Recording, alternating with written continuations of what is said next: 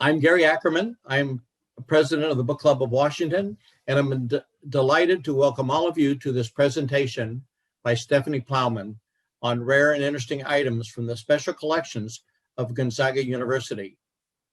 This is one of a series of presentations by librarians at university libraries that the Book Club of Washington is putting on. Last month was Randall Brandt of the Bancroft Library at Berkeley on California mystery writer David Dodge and his best-known book, To Catch a Thief. It was really quite interesting and enjoyable, both to talk about the book, the background of the book, and the movie. Next month at our annual meeting, Trevor Bond, head of special collections at Washington State University, will talk about their special collections, including a vast archive of Virginia Woolf material.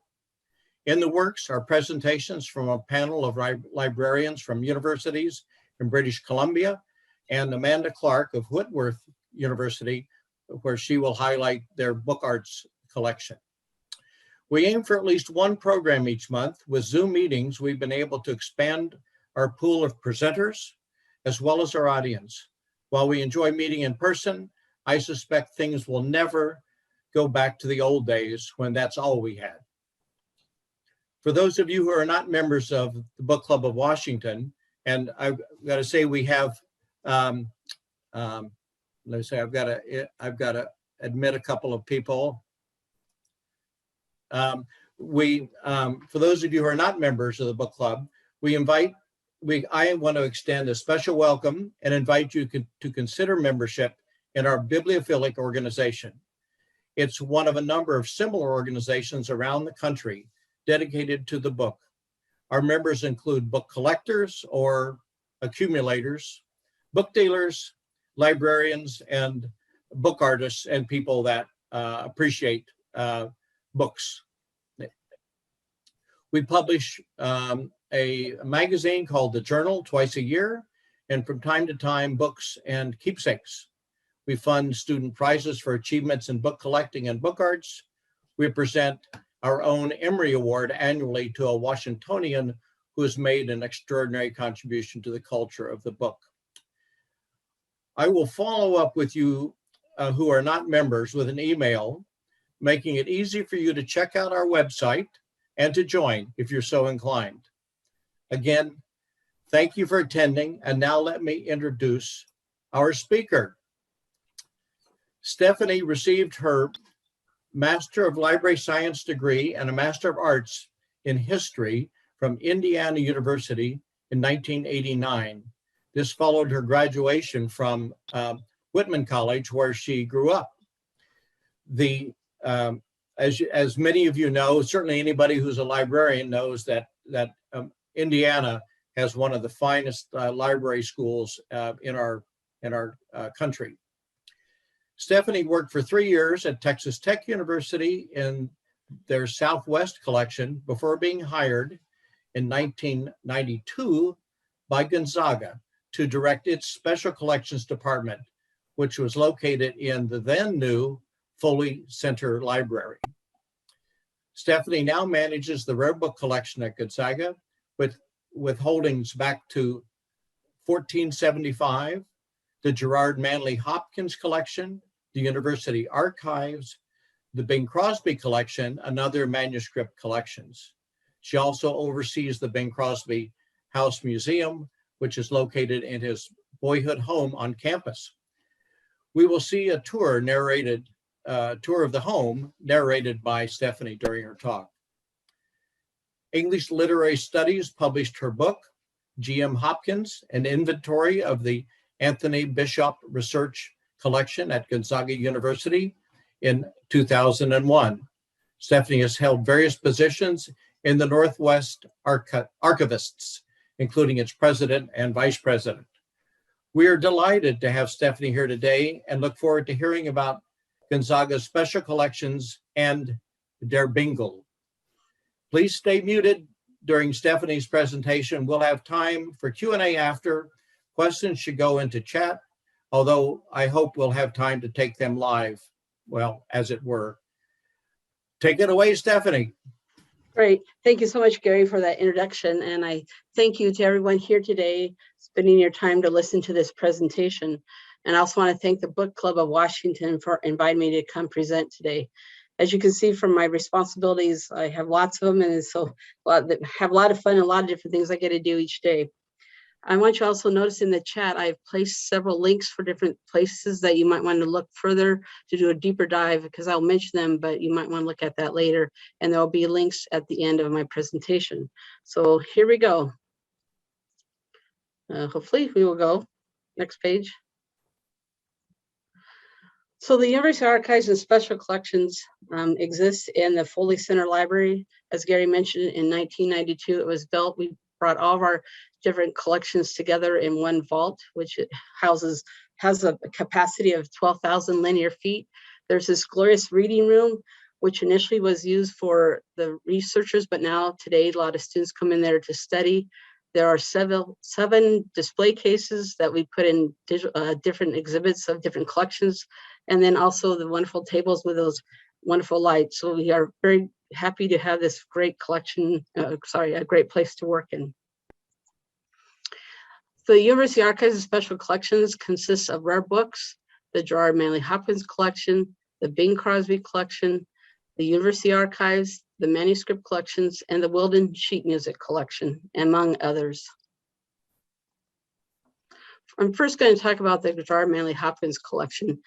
Just to make sure people know who he was. He was an English Jesuit poet and was born in 1844, and then he died in 1889. His first book of poetry wasn't published until after his death in 1918 by his friend Robert Bridges. He was known for using sprung rhythm, and he praised God through the vivid use of imagery and natural areas. By 1930, his work was recognized as one of the most significant original literary accomplishments of his century. The Hopkins collection that we have at Gonzaga is the largest one in the United States. It includes most of his writings, which if we don't have the original, we have copies that are available through the Bodleian and also through Campion Hall. There are about 6,100 books, which includes 400 theses and dissertations. You can see in that right picture on the bottom, all those orange volumes are those theses and dissertations. So a lot of students have gotten their degrees based upon studying him. We also have manuscript collections, and we have cataloged about 345 articles and essays, and we have newspaper clippings dating back to 1930. Just to give a little background as to how did Gonzaga get this collection. Well, Father Anthony Bischoff was an English priest here teaching English at Gonzaga in the 30s and 40s, and he started working on his dissertation from Yale University. While doing his research, he thought, well, you know, Hopkins isn't really being collected by any. I think Gonzaga should. So he worked with the librarian then, Father Clifford Carroll, who would send items to Father Carroll, and Father Carroll would send him money for what he bought. But they started this collection on Gerard Manley Hopkins.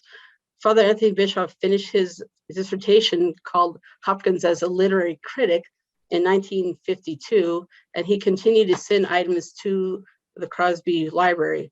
There was a room dedicated to the Hopkins collection called the Hopkins Room, and eventually Mrs. Ruth Seelhammer, who was assistant or secretary to Father Cliff Carroll, became the Hopkins curator and would continue to add more things and kept a bibliography of this collection.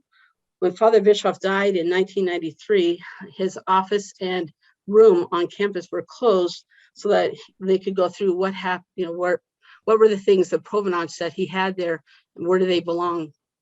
I must say he did get leave time to write a definitive biography called on Hopkins called Poet in Black, but he was unable to finish. And when we went through all of his materials, we found out he only finished a couple chapters of the book. So until the Jesuit Hopkins scholar could go through his own holdings, we had to see what belonged to Gonzaga, what belonged to other places or institutions or people. So all of his books and all those materials that were in boxes, banker's boxes, we went through. I had students helping me, and we went through and organized these with different series and sub-series. And that picture on the right shows you the entire collection. All those gray boxes are part of this Bischoff collection, just on Hopkins. As Gary mentioned, we published his inventory in 2001, which also included the beginning inventory preface that was supposed to go in his Poet in Black book done by English scholar Martin Darcy, and that was published in here, as well as a tribute that we did, that Anthony Downs did on his friend Anthony Bischoff. So what entails here in the Anthony Bischoff collection? You find original Hopkins manuscripts. There are 4 published unpublished Hopkins letters and other original letters from his contemporaries. There is original photographs of Hopkins' family members and friends, copies of his poetry, manuscripts, and journals, Bischoff's typewritten research cards, and some of these items are scanned and available in our digital collections at digital.gonzaga.edu. And here on this page, you can see we have a Latin verse fragment on the top there, a picture of his mother, Kate Hopkins. In the center shows the and little drawing and little writing that Hopkins did in 1874. Picture of Hopkins at the top. And then the bottom left is one of the many research cards that Bischoff did on Hopkins. And you have to imagine, these are 4 about shoe-sized boxes of typewritten notes that Anthony Bischoff did. He maybe didn't finish his biography as he had hoped, but he collected a wonderful, huge collection on Hopkins, and that's his legacy, is what people are able to now come here and use the Hopkins collection based on what Anthony Bischoff collected. Here we see a Gerard Manley manuscripts that we have. The dolphin on the left side was a short story he had started. There's a couple pages to it. It's a pencil on this thin paper, so it's hard to read and hard to photograph. Then we have notes on ink of 3 kinds of poetry. And then the third item is an early diary page from Campion Hall, which is actually housed in the Jesuit archives. We also have books that Hopkins actually owned that were with his annotations, and there's several books like this. And how these work out, the best thing about this is that we had a Hopkins scholar here on campus who was a Jesuit priest here too, who was a classicist, and he looked at these notes of the various books that we had and wrote an article about Hopkins as a classicist. So that's pretty neat how you can be creative in finding how these collections can be used. And the Bischoff collection also includes materials about Hopkins as a person. Here you see his birth certificate, some artwork he did in 1851, his confirmation certificate, and his death certificate.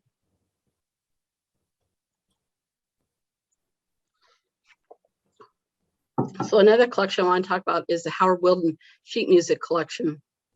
This was donated by Howard Wilden in 2012, and he gave us funding to actually digitize it and make it available.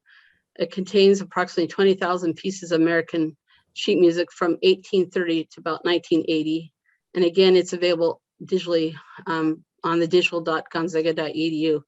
But I must say, due to copyright, only items published before 1926 are not available digitally. We have currently the digital collection specialist is working on the 1925 sheet music because they've recently been released. We also did a digital exhibit of lots of the sheet music relating to the physical exhibit we did here, and you can see that we have that link there at researchguides.gonzaga.edu/sheet music. And I hope you can take a look at that later. So here, various covers of the sheet music dating back to 1833. We had a student several years ago that worked on her honors thesis about how the gender identities came up in sheet music from World War I. And also you can see that some of the sheet music is just beautiful pieces of artwork. And that bottom right one shows what we have up on the screen, because on our digital collections, if it's not under copyright, then they get that screen and it tells them they have to come into the library to actually view that item. So we're going to talk about the rare book collection now. We have 12,000 volumes that date back to 1475. As would be expected, we are strong in theology, philosophy, Jesuitica, Northwest history, and many others. And I must say, I am not a specialist on rare books, and I have relied on the work of Dr. Catherine Brown DeKaj, who came here in 2006 to work with some of our oldest books to do some research on them. And so I'm using from her, and you can see the link in chat and at the end that you can go and look at all of her work that she's done looking at our rare books. The first book that I want to show you is our oldest book. It's the Bruno Salter, is published in 1475 in Würzburg, Germany. It was published in 2 colors, printed red and then printed black. The far left shows you the text block is bound in pigskin vellum over a pinewood board. It has its original tooling on it with the original clasps, and the 4 edges are all painted green, which you can't really see in that picture. The middle picture is showing the first psalm. The psalm was previous. There was no title page, but here you can see there is special attention given to gold leafing, especially in that right column of the Psalmus Primus with gold lettering, colorings, and again, this is a Psalter, which I need to tell you is it's a book of Psalms, the commentary, and the text block along this gutter would be the Psalms with a commentary on the outer column. So that's what you see here on the first page in the commentary of Bruno, who was a bishop of Würzburg at the time. And there is also copious notes throughout the book as well that you'll find handwritten notes, all this in Latin. So paper was a premium, so these publishers would cannibalize other documents to line the papers of their book. Here you have a medieval vellum manuscript that has been used as a paste down for that Psalter. This is from the 13th and 14th century from an antiphonary.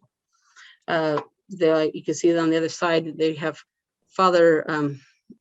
Bishop Dominic receiving a goose and a vessel from 2 peasants, and the music is done there with on red and black ink done by hand.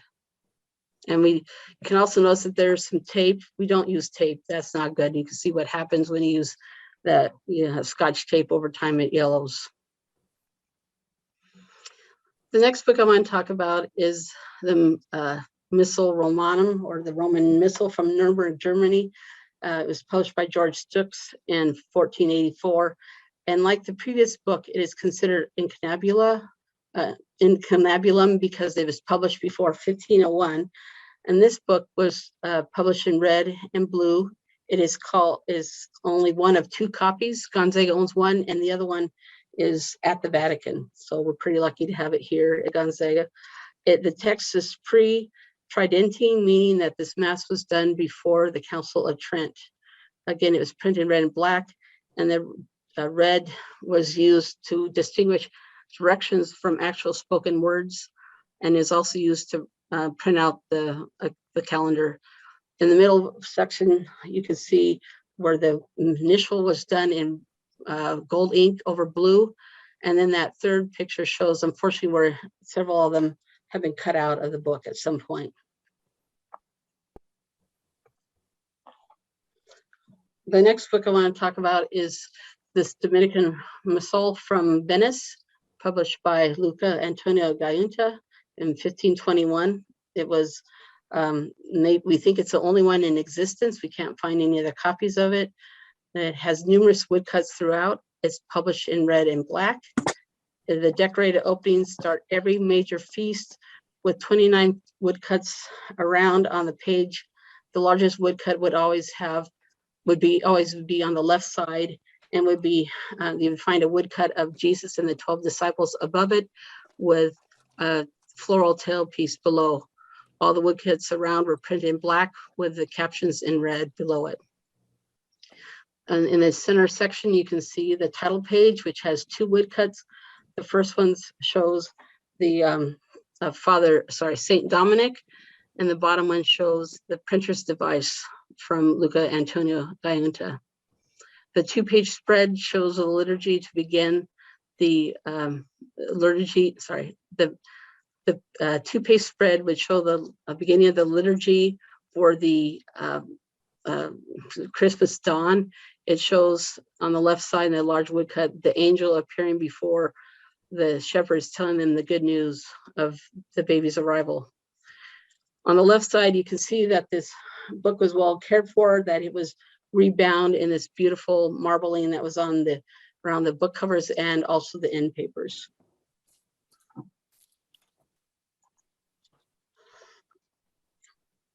Well, to show you that we're not just have Catholic stuff, we have Protestant stuff too. Here we have Martin Luther's complete works of 4 volumes from 1556 to 1558. You can see that the title page has a large woodcut, and it has Christ on the crucifix, and down to on the right bottom is Martin Luther on his knees kneeling before Jesus. What makes this set unique is the fact that in the second volume, the page down, there's some annotations found by Philip Melanchthon, and Philip Melanchthon was a compatriot of Martin Luther's, and he would die in 1560. So he wrote in this book just a couple years before he passed. But it's great to have that, as well as on the opposite flyleaf of this same volume, you can find a notations done by German theologian Weber. And here's a very famous work, the Dewey Reams Bible. It was the first English translation of the Latin Vulgate. It's extremely rare. The first volume they did was the New Testament. This is done by English Roman Catholic priests who were in exile in France, and they did the New Testament first in 1582 in Reams, and then they did the second, the 2 volumes of the First Testament at Dewey in 1609 to 1610. But the purpose was to make sure that at this time they wanted to uphold Catholic traditions during the time of the Protestant Reformation. So I want to read just a little bit about that long title page that we have there. It says, with arguments of books and chapters, annotations, and necessary helps for the better understanding of the text, and especially the discovery of corruptions of diverse translations, and for clearing the controversies in religion of these days. So the words corruptions and controversies were in all caps. So they were making sure that you knew that this is the way that you should be believing, and you should read this translation of the Bible and go the Catholic way, not the Protestant way. So here's a volume that I find very interesting that we own. It's Jerome Mango's book on how to exorcise demons in Latin, and done in Venice in 1697. As you can see, there's a very long title in Latin, and I asked a friend of mine, Father Ken Kroll, to translate this, and this is how he translated this long title. And bear with me, it's kind of long. The scourge of evil spirits, embracing exorcism, frightful, most powerful and efficacious, and excellent remedies, and in particular teaching respecting expelling malign spirits and avoiding works and evil deeds concerning possessed bodies, with its own blessings and all things requisite to their expulsion. Afterward has come the second part, entitled The Cudgel of Demons, to which have been added over and above new exorcisms and some other items which were previously desired. So that was a long title for the 2 parts in one on how to exorcise demons. So now we come to another treasure that we have here, and these are the first editions of Charles Dickens' works. As you know, he wrote in a installment plan where you would have 20 volumes of the books done in 19 monthly installments. So you would subscribe to it, you'd get your installment, read your couple chapters, and then have to wait for the next month for the next installment to show up. There would be advertisements in the front and back of each story.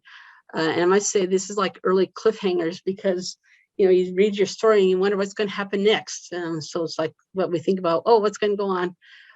There was illustrations throughout all the books, and the illustrator, Hablot Knight Brown, would do the illustrations for 23 years for Charles Dickens, and he wrote under the nickname Fizz, while Charles Dickens would write under the nickname Boz. Because the Pickwick Papers, which were done first in 1836 to 1837, were such a success, Dickens became a household name. And so then he wrote a second one, which was Oliver Twist. Unfortunately, Gonzaga doesn't own that one, but we do own the third one, which is The Life and Adventures of Nicholas Nickleby. And I must say, Gonzaga owns 9 of these titles that are in this serial format. So we're very excited to have those. I do have had English classes come in who are reading one of these titles, and I show them, well, this book was supposed to be read over 19 months, and yet here you are trying to read in a semester and most likely leaving to the last minute and reading in a couple nights, but it was to be enjoyed over a longer time period. So I try to give the idea of the students what the real intention was for these novels done by Charles Dickens. I wanted to give a little shout out to our Northwest history here. We have the writings of Jean-Pierre de Smet. We have writings from the 1844 to 1875 that are pretty much first editions, and we have several copies of those. We have the first volume over, I should say, who was Father de Smet? And he was a Jesuit missionary to the Northwest. He was born in Belgium in 1801, and then he immigrated to the United States in 1821, became ordained in 1827, and then he started working with the native tribes in the Northwest, specifically the Montana and Idaho, and is reported that he traveled about 180,000 miles during his missionary work. So here you can see on the left is the first book he wrote about living 1 year in the Oregon Territory with the natives, and then on the right side are selected letters of his. Both of these volumes are in French.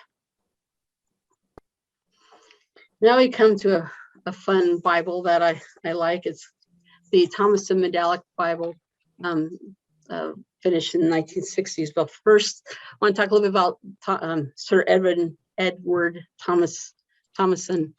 He created the first Bible in 1830 that was have the Bible incomplete using 60 medals that measured 3 inches across. He told the Bible studies by using scenes based on paintings by famous artists such as Raphael, Rubens, Rembrandt, Michelangelo, and others. Each of the artwork would have a description encircling it. On the reverse side was the Bible verse. In the 1960s, Franklin Mint went ahead and made a new version of this, a recreation of this, but used a smaller casting of it. So the coins are no longer 3 inches wide, but we're now 1 3/4 inches. The Gonzaga is lucky to have this set because it was done in sterling silver. And because a few years later, the Franklin Mint would do it in bronze, and there are a lot more of those bronze sets available than these sterling silver ones. And I must say, the coins are bound in a cardboard collection binder and then bound together. And altogether, these 60 coins are actually quite heavy, and we keep them in an archival box and lay them flat on the shelf because it would be hard on the book to be up on its side, up on its end. And I'm going to talk about the most recent edition we have of called the St. John's Bible. I don't know if people are familiar with this, but this is a most recent imprint. In 1998, St. John's Abbey and University contacted British calligrapher Donald Jackson to come do a total calligraphic and illuminated Bible. This would be the first time in 500 years that such a Bible would be created in honor of the new century of the year 2000. So with Jackson using other calligraphers and artists, they created a 7-volume set. Each page, which was 2 by 3 feet on calfskin vellum, was created to create these beautiful artwork, as I said, in some volumes. They also use gold throughout.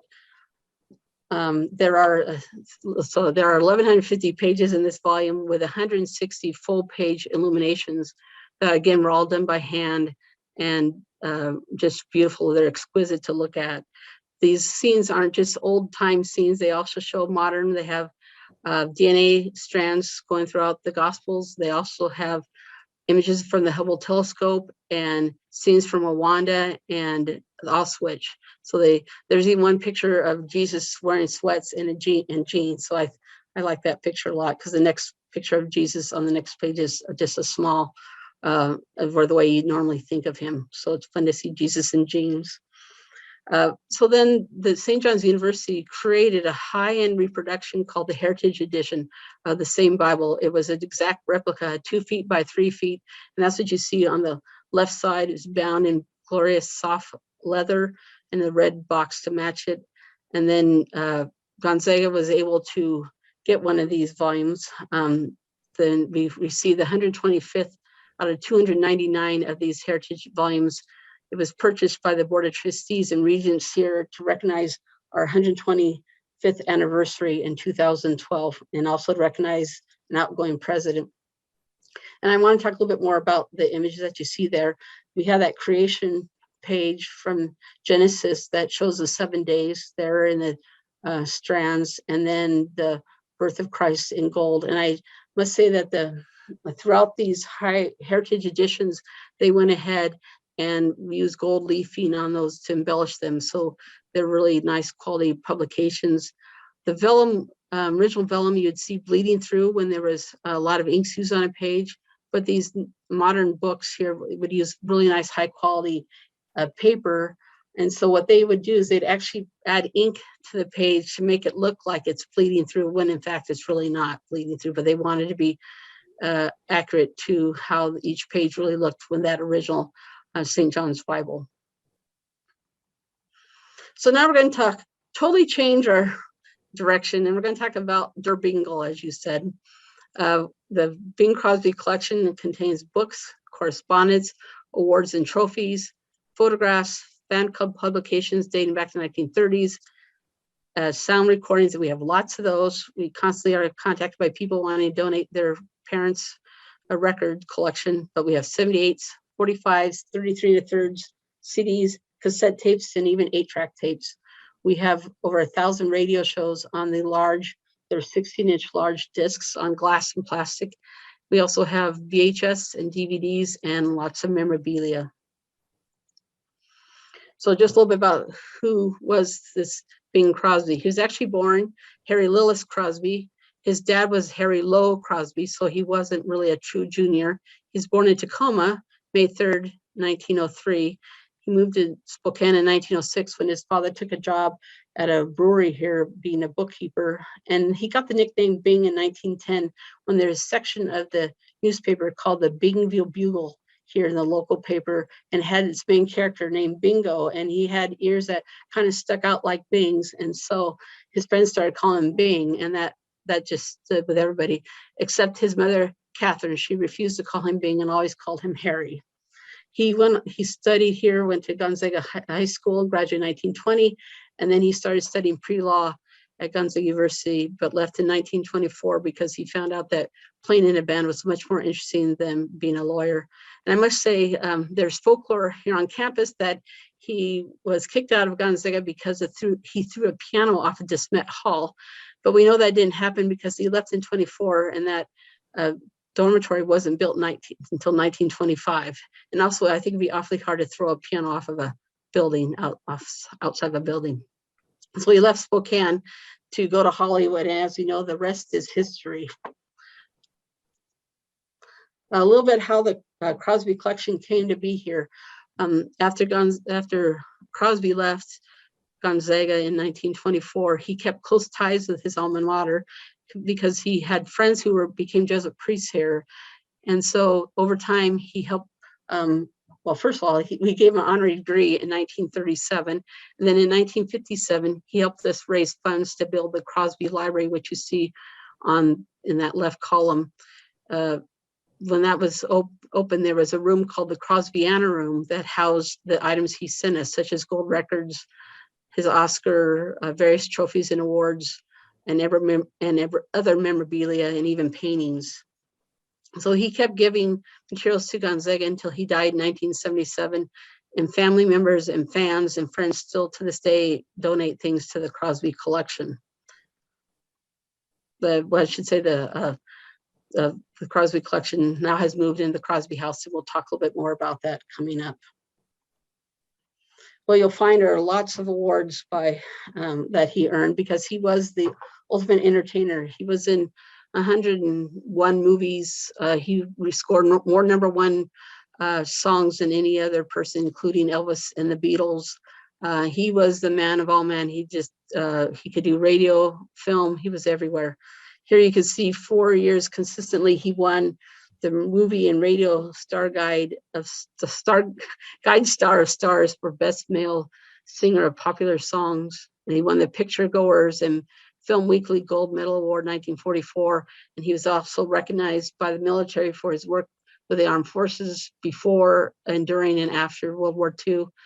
And then my favorite award that we have is the Donnie Flake Donut Award, which he won in 1949 for being a radio star whose face was for being a radio star whose face was most conducive to dunking, meaning they thought his face was funny and they would dunk it in, I guess, coffee. But what you see below is actually supposed to look like a chocolate donut there. So that's what the Donnie Flake Donut Award was.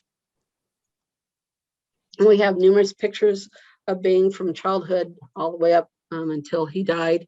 You see him with Dinah Shore and George Patton in Europe in 1944. They were actually in France at the time.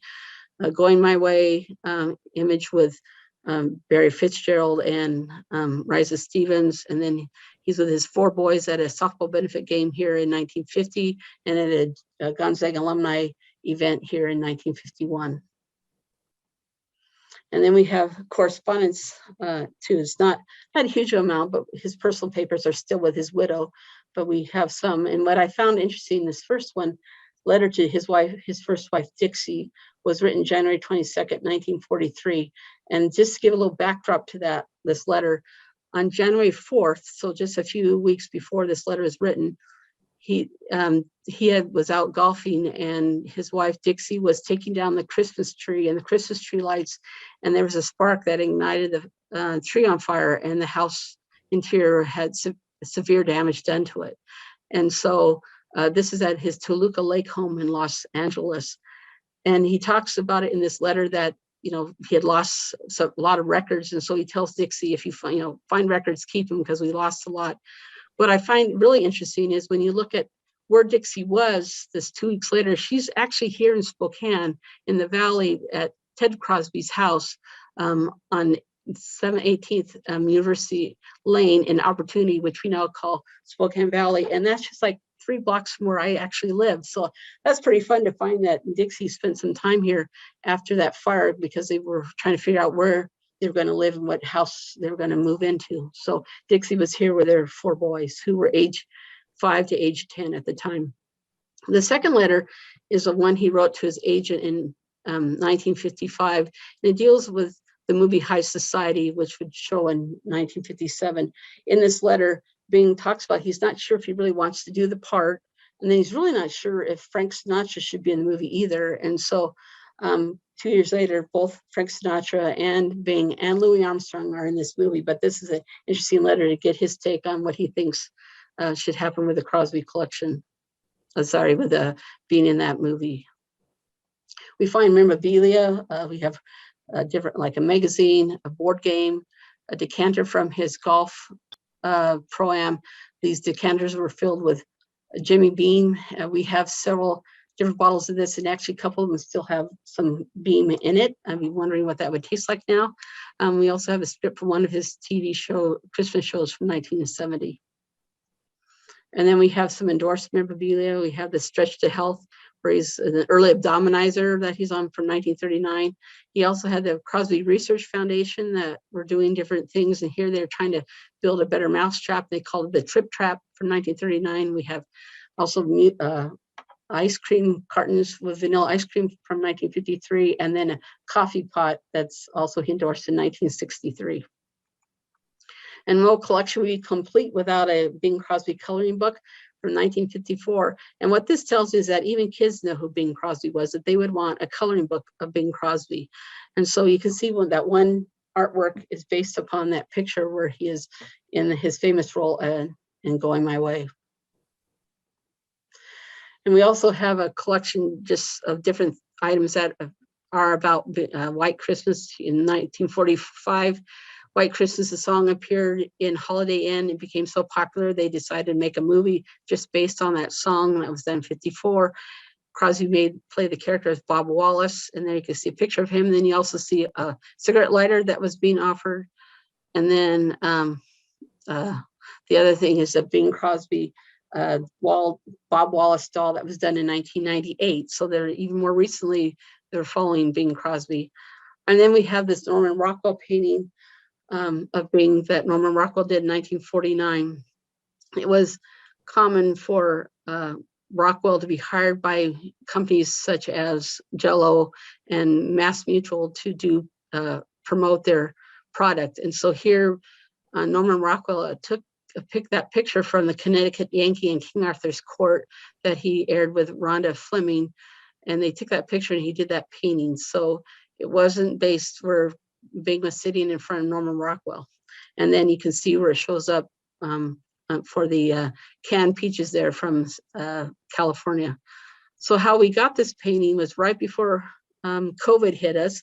A lady from Trailside Galleries in Jackson Hole, Wyoming contacted us to say she had this in her gallery for 25 years, that a gentleman had dropped it off and he never come back to get it. They didn't know who he was. And they felt after 25 years, they could find a new home for this Norman Rockwell painting. So they contacted us and they found out we had a museum, and we were all set to put it up and had this great fanfare, but then we closed due to COVID.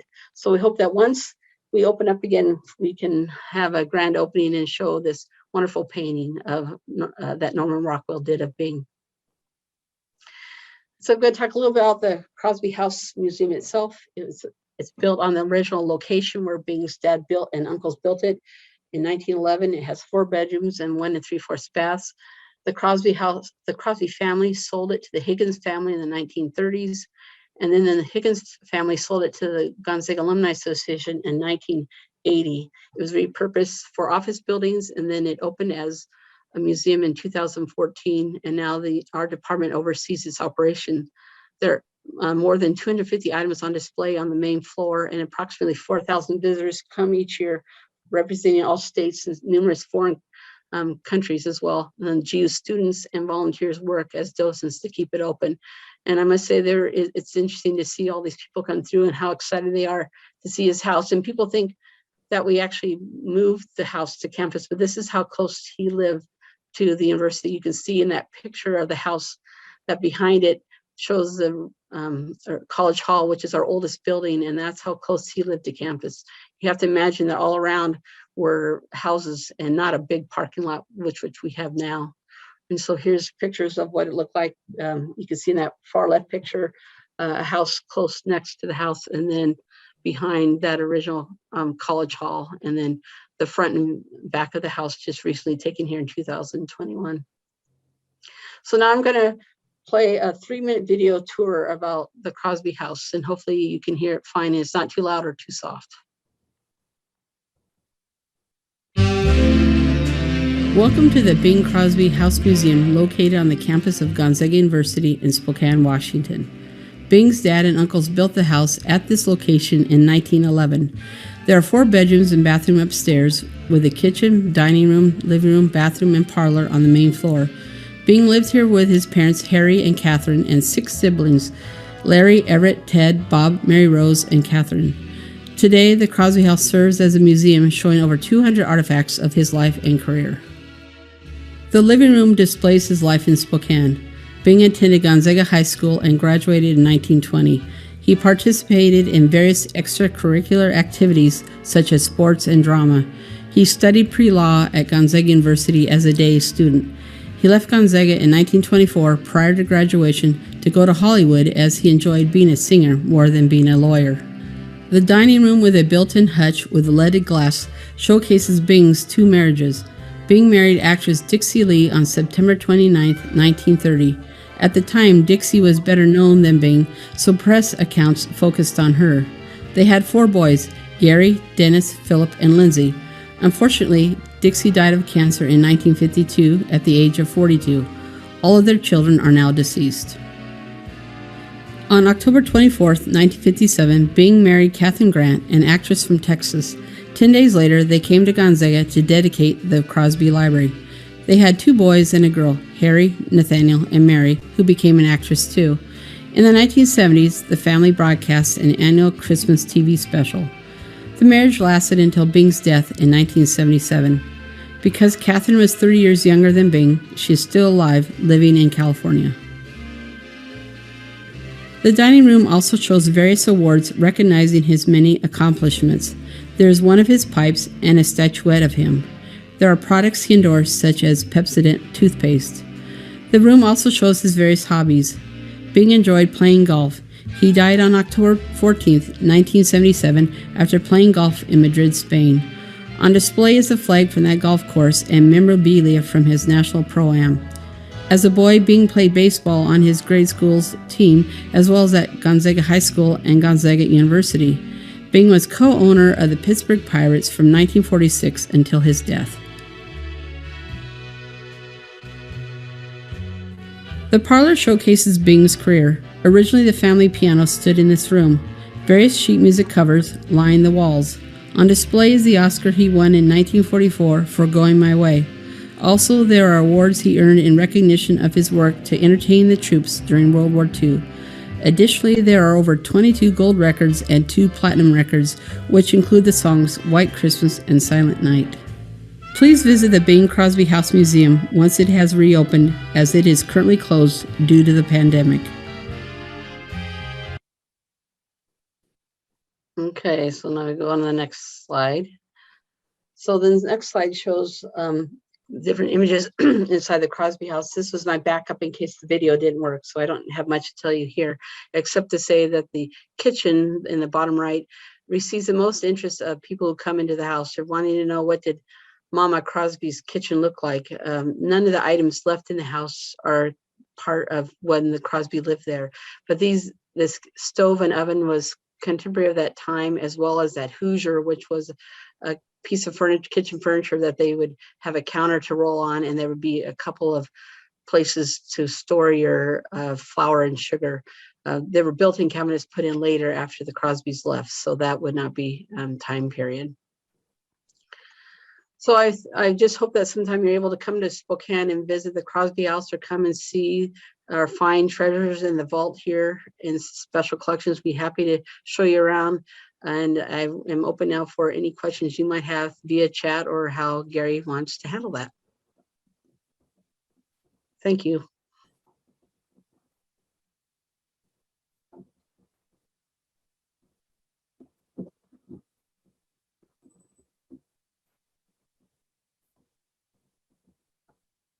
Can't hear you, Gary. You're on mute. And I'm going to unmute everybody. Here we go.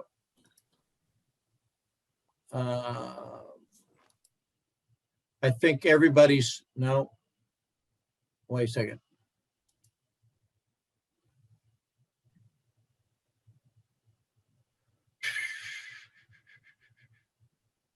Oh, here we go. Okay, I'm going to allow everybody who wants to. You should be able to, you should be able to unmute yourself if you want. Okay, so if you want to ask a question, Cindy, why don't you unmute yourself just to make sure that that's working?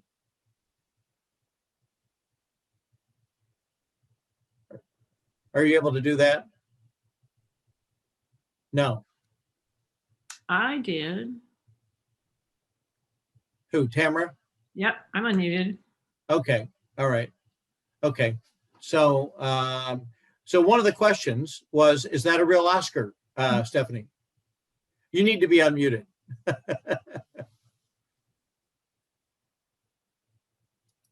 She can't unmute herself. Huh. Mute. Yeah, let's Okay, do now you finally let me unmute. Okay, thank Okay, you. there we go. So the question about the real Oscar is actually a real Oscar, but it's a duplicate Oscar. It isn't the one he actually won that day for Going My Way, but after you won, you can actually ask other ones to be made, and he had asked this one to be made and put on display in the Crosby. So it does say duplicate Oscar on the back of it. So thank you for whoever asked me that question. Oh, that's Tamara, to make sure I'm being accurate about it. It's kind of a real Oscar, but not really. It is a real Oscar. It's heavy. It's the real thing. It's just not the one he won that night. I want to wait. Oh, shoot. Let me see. There was that question about the Jesuit archives being moved. Yes, that's true. They were here at Gonzaga for many decades, but the Jesuits decided nationally that they wanted to move all their regional archives into one location to better house and control what the different archives. So that's where they went. They're in St. Louis in their new Jesuit archives. And my colleague, David Kingma, who I might be here today, could tell you more about it, but he was the one who worked with the Jesuit archives when they were here in, at Gonzaga. So I have a question here. Do you collect modern first editions and fine press books as well as historical materials? It hasn't been our collecting scope. If they come up, we can do that, but we're mostly looking for theology and philosophy, but we are looking at opening up or rethinking what the collection development will be in the future, where we want to go with the special collections and rare books. Another question about the dissertations and theses that you have. Are they from Gonzaga only or from some other institutions as well? For example, the collection on the English poet. Yes. So these are theses and dissertations from all over the world that we collected from different institutions. No, they weren't done just at Gonzaga, but they're globally. He's even really popular in Japan, of all places. Sophia University has a Hopkins person there, so they teach Hopkins there. Is his poetry, is it good? Oh, it is. Yes, it's very good. I must say, before I took this job, I didn't know much about him. And I've gone to some Hopkins conferences done at Regis University. And there's a gentleman who's an actor, and he has memorized a lot of Hopkins poems, and he puts them into action, and they sound really great. But you read them out loud, they're really wonderful. That sprung rhythm and just the different sounds that the words make. It's not just to be read with the eyes, but to orally be stated.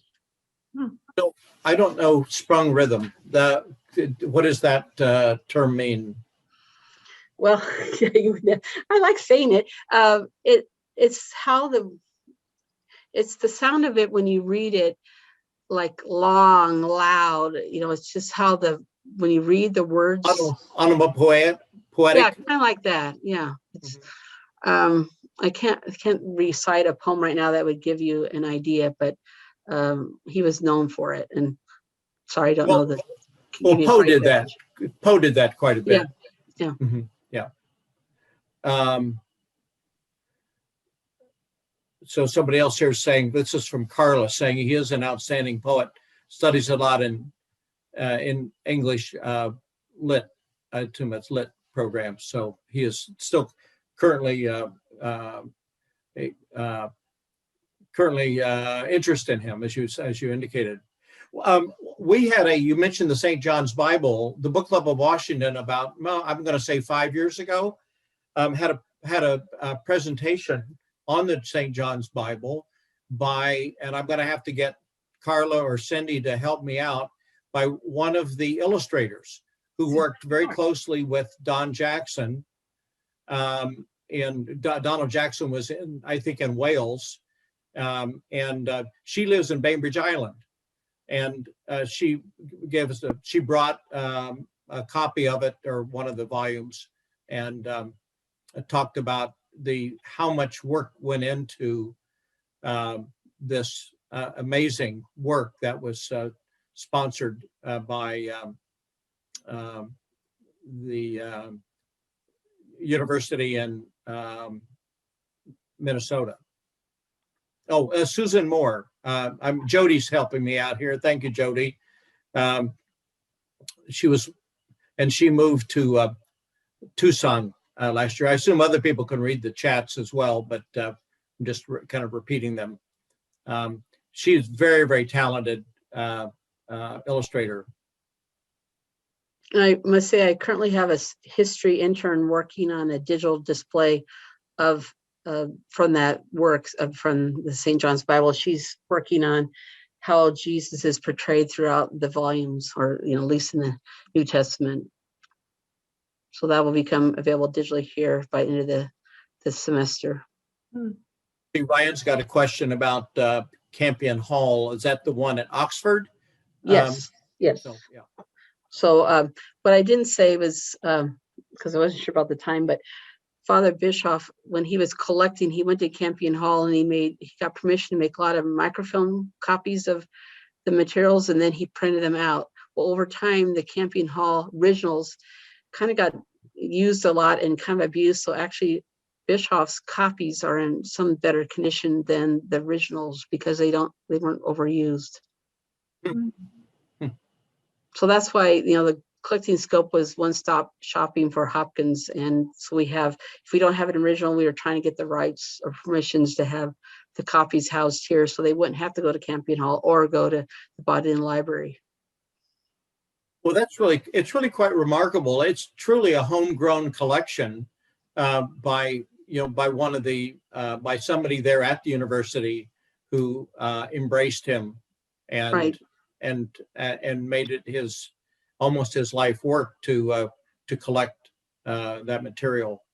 Well, that's true. And, it is his legacy to have all this materials for people to go through, Hopkins scholars to use now. We're involved with different publications that people from England are reaching out to use some of the things that we have here. And I must say, he was able to find Hopkins probate because that was missing for so long. And when his poetry was published in 1918 by Robert Bridges, they gave the rights to the Hopkins family when when Oxford University published his poetry in 1918, the rights went to the family. But finding this probate shows that actually it was the English Jesuits that should have gotten the rights to that. And so it was Bischoff that kind of forced that discovery so that from then on, the English province got the rights and the monies contained from the publications. Oh, interesting. Wow. So I see one of the this like Jane Carlin. I'm suspecting. I see the first name has asked, "What platform do you use for your digital collection?" Oh, we use Content DM. Okay, does that make sense to some people? Okay. Well, it's just one of the platforms out there that we purchased along with that sheet music collection that we got. I want to thank everybody for coming. We had really a great crowd, and Stephanie again. Thanks so much, and I hope to get by Spokane one of these days and visit the Crosby House and your collection. Thank you so much again for being here today on today, and I appreciate your time and your questions. And it was a lot of fun to get this prepared and to learn about that Dixie, where Dixie was just a couple blocks from my house. That was pretty funny.